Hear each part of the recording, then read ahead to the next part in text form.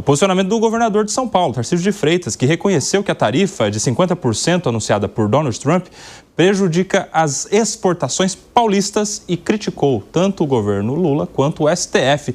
Valéria Luizetti, o que mais disse o governador de São Paulo, Tarcísio de Freitas, sobre isso? Boa tarde, bem-vinda.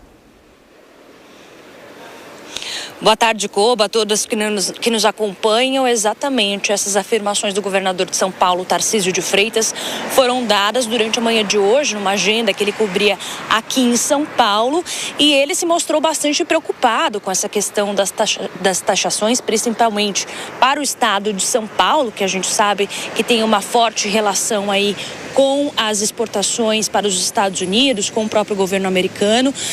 Durante sua agenda, Tarcísio afirmou que a hora agora é de diplomacia, se mostrou esperançoso com a possibilidade de resolver essa questão, pelo menos até agosto, quando as taxações efetivamente passam a valer, e admitiu, então, esse impacto negativo, principalmente para o estado de São Paulo. Citou um ponto peculiar, que é a questão das exportações industriais, chegou a citar, inclusive, a própria empresa da Embraer, que, enfim, tem uma relação com os Estados Unidos.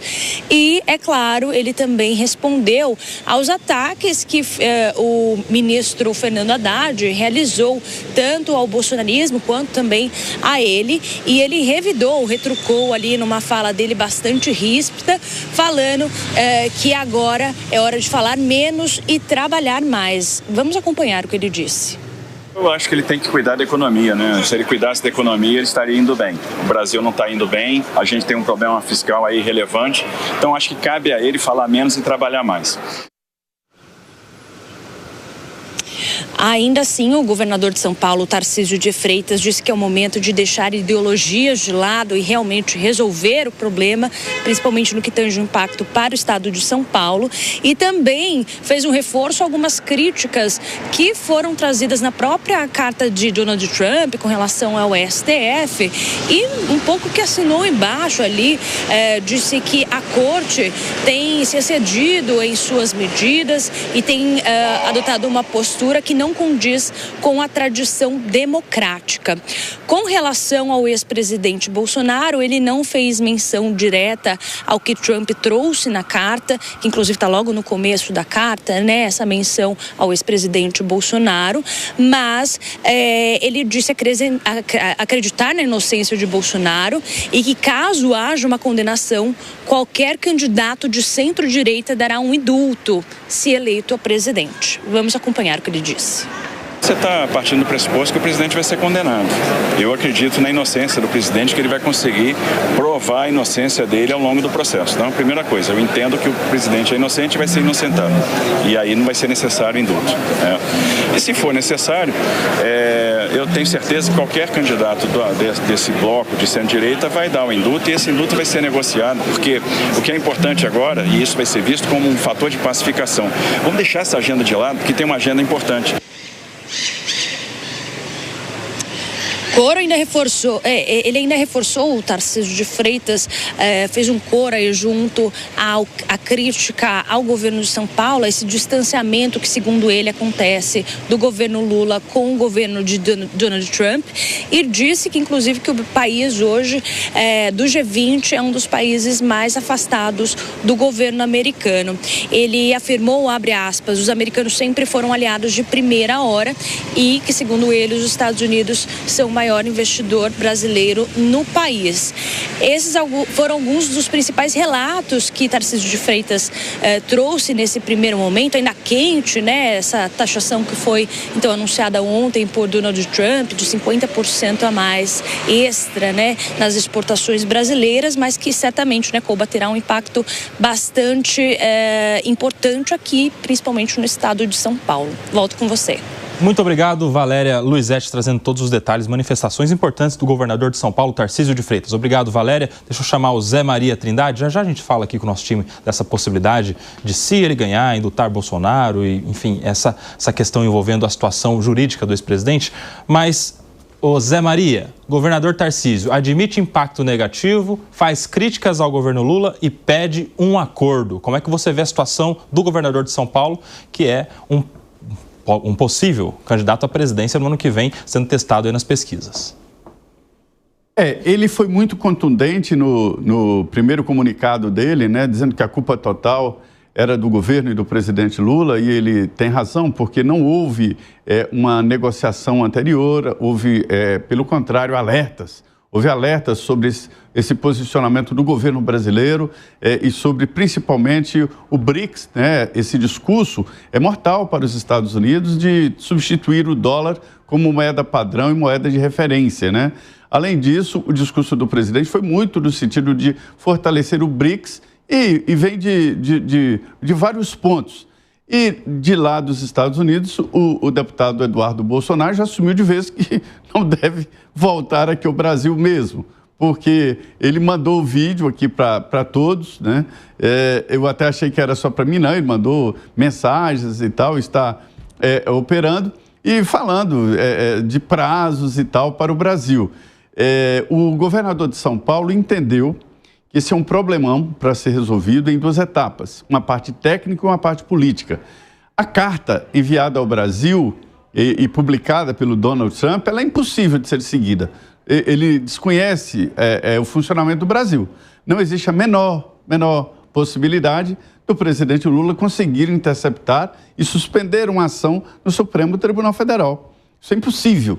É impossível também que o governo intercepte ou defina qualquer proteção às big techs, essas empresas aí que querem dominar o mundo. É impossível. O presidente Lula não tem esse poder. No Supremo Tribunal Federal, da mesma forma. Eu não vejo como negociar, vamos aqui fazer um processo para acabar com isso logo. Zero chance. E no Congresso Nacional, votar uma anistia geral, ampla e restrita, como quer o deputado Eduardo Bolsonaro, impossível. Então, assim, não dá para seguir a carta. Restou a parte técnica. A diplomacia brasileira foi pega de surpresa. Eles são pagos para não se surpreenderem. É uma diplomacia importante, boa, muito bem treinada e respeitada no mundo inteiro. Mas nessa aí foi uma bola nas costas. Então, assim, o governador de São Paulo, ele demorou um pouco a entender a profundidade da coisa. Se realmente isso acontecer, a indústria de São Paulo vai sofrer, sim, um corte muito grande, principalmente o agronegócio, né?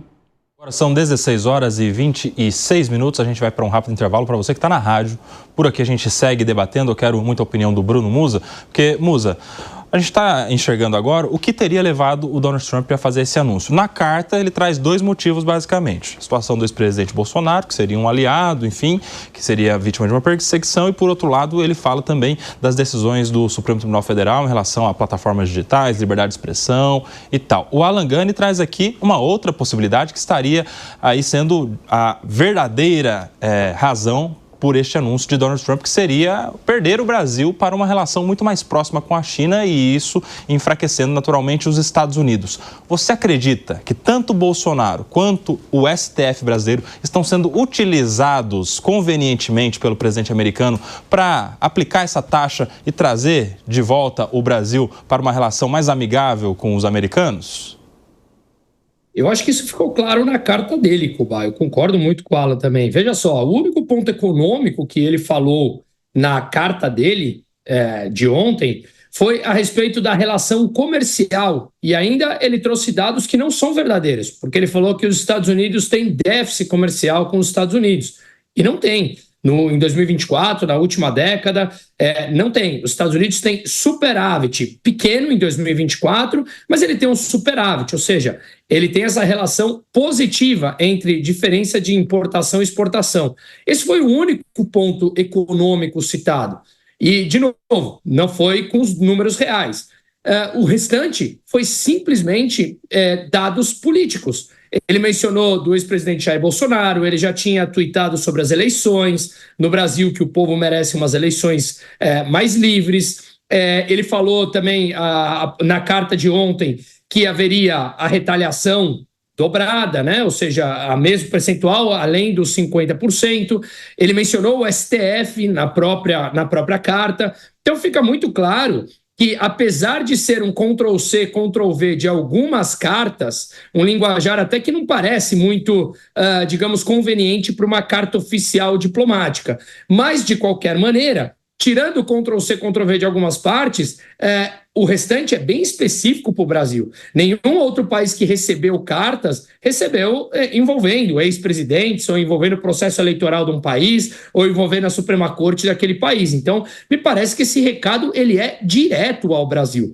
Eu acho importante mencionar que ele vem, claro, o Lula aqui, eu quero dizer, dobrando a aposta pelo menos até o momento. Eu estou vendo aqui uma matéria em que ele falou que se o que Trump fez no Capitólio fosse no Brasil, ele arriscaria que o Trump seria preso. Falou que não vai abrir mão da reciprocidade. Falou também que aqui no Brasil tem soberania, que os Estados Unidos não devem se meter, enfim, tudo aquilo que nós já falamos ontem e hoje. Mas a verdade é que, baseado no fato que o Alan falou da mudança do regime do dólar, é claro que ele sente que é uma ameaça, mas, de novo, eu acho que ele quer matar a ameaça na raiz.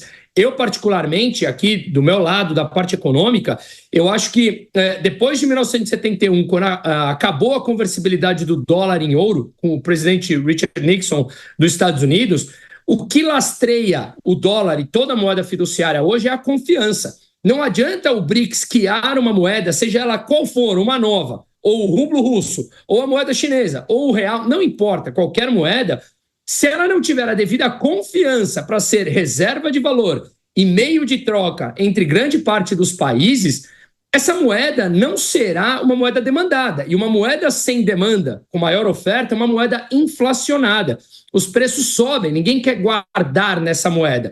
Então, eu acho que ele quer matar pela raiz a eventual criação de uma nova moeda ou de um uso de uma moeda dos BRICS. Eu tomei o cuidado de ler, gosto bastante do tema, do que eles colocaram no programa de governo deles, o que ficou ali conhecido nos Estados Unidos como o Acordo de Mar-a-Lago, que seria basicamente uma mudança de política monetária, de ajustes monetários, uma mudança do padrão monetário pós-Bretton Woods de 1944, que passaria por desvalorizar o dólar, só que sem que o dólar perdesse a condição de moeda de reserva de valor e de maior demanda do mundo. Então, equilibrar pratos não é fácil tudo isso, mas eu acho que sim, que ele está vendo que o Brasil é um importante, digamos, até player para alimentos, energia, o que quer que seja importante que nós produzamos, mas que o Lula tem feito um alinhamento com países que não são democráticos. E isso, obviamente, impõe uma determinada ameaça. E, de novo, ele sabe que, pelo menos na minha opinião, que ele tem o poder na mão, que ele é muito mais forte do que o Brasil, e ele quer matar isso pela raiz. Alangani, parece que está claro aí, o Bruno Musa concorda com você, de que tem esse objetivo por trás de tudo, que é manter o dólar forte, o Brasil sendo aí um aliado nessas relações comerciais, mas como seria que isso se daria lá no final das contas? Seria pressionando o governo Lula através de taxação ou usando o nome do Bolsonaro para que isso repercuta positivamente na política para o Bolsonaro, voltar a ele ou algum dos seus, para que aí sim ele tenha paz de um país parceiro, o Brasil se distanciando um pouco mais da China e dos países dos BRICS. Como você vê? Qual das duas estratégias estaria acontecendo na cabeça do Trump? Faz aí esse exercício. Olha só, Koba, ótima pergunta que você fez, e eu vejo que essas estratégias não são excludentes. Então, você utiliza a tarifa protecionista justamente pela força mesmo para afastar o Brasil da China. O Scott Bessent